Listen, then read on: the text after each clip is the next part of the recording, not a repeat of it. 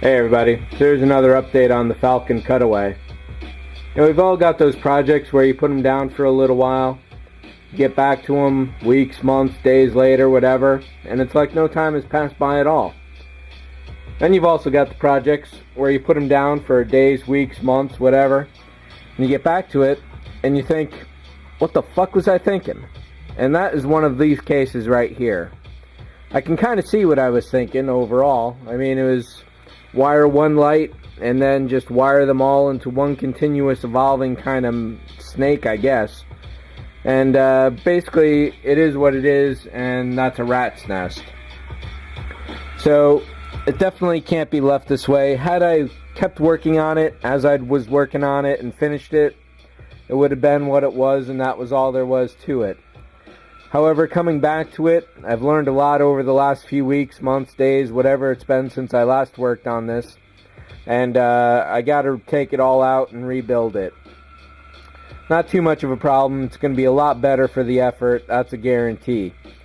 So as you can see here, I've already started replacing these taped connections with actual canisters. So you plug the fibers in one end, plug the LED in the other, and you're rocking.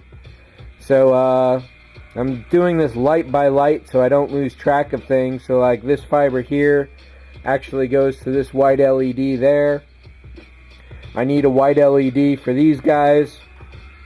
This orange one, the LED, I accidentally killed it when I was trying to take it apart from the tape. All this tape here was actually glued down really tight, so it's definitely been an effort to try and pull it loose. But it's not impossible, and I'm not too worried about it. The whole effort is going to be that much better for taking a little extra time now. And a lot of connections won't be so exposed. I've caused a couple sparks here over the last few hours. One of the interesting things that I have come across is these two LEDs here are actually the RGB flashers. And for whatever reason, they're not flashing anymore. So I'm thinking what it is that they got too much juice in the little flashing unit, which is basically a form of CMOS, just kind of blew out.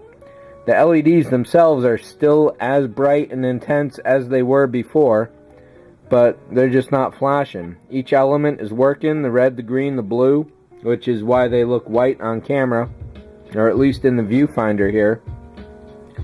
So I really got no explanations for that except for the fact that possibly, if not probably, there was too much juice going on. So I'm going to finish ripping all this out. The next time you see it, it's going to be much cleaner than it is now. I'm going to lay all the master power out in a lot more logical manner. And it's just going to be so much better. I really don't know what I was thinking at the time, but it worked for a while. It just won't work anymore. So I'm thinking that's pretty much it for this update, and I'll finish. There's still a lot of fibering to do on the couch there, over here on the main control panel, and then once I actually relight all this stuff and figure out where it goes, that's going to be an effort as well. So it won't be too bad, and like I say, it'll be a lot better for the effort and the time I take now to do it much better than I had before. And one of the things I'll be adding, or two of them rather, is this nice flashing amber going on. Got these at the dollar store, 2 for $1. And this one's a little more problematic for turning on with the battery connection it's got. There we go. So this is also an RGB flasher in a truer sense, but it's a different flashing rate than what these guys were. So I've got another dozen of these laying around, so I'll still put a couple of them in. And having that contrasting with this different variation on the flasher idea will work well, I think.